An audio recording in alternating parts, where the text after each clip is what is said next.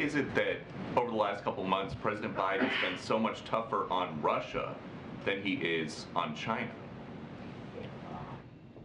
I wouldn't agree with the premise of the question, Peter.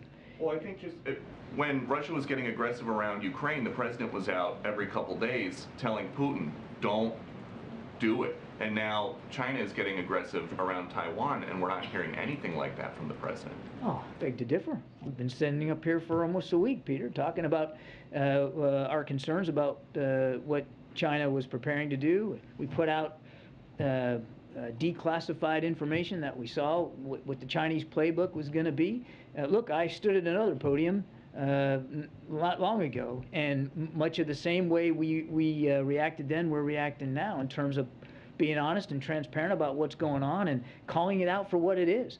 And then today, talking about exactly what we're going to do to make sure we can help preserve a free and open Indo-Pacific. So I'm afraid I just challenged the premise of your question. I know you said that there is not a call scheduled with Xi.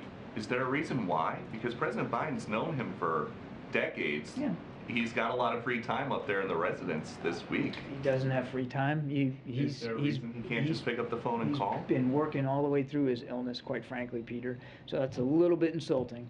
And as for a call, it is. It is. That someone who is isolating by themselves. You suggested he has a lot of free time, as if he's not doing anything, and you know that's not the case, Mr. Doocy. Now look, as for a call with President Xi, I don't have anything on the president's schedule to speak to.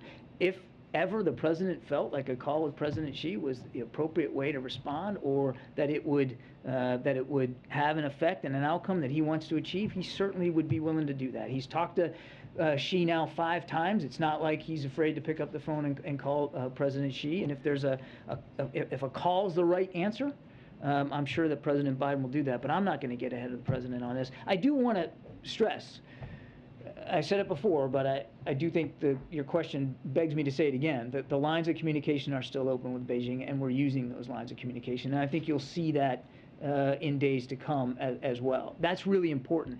And that's one of the reasons why President Biden made that call a week or so ago, was to make sure, and you saw it in Kareen's readout, to make sure that those lines of communication stay open, and they are.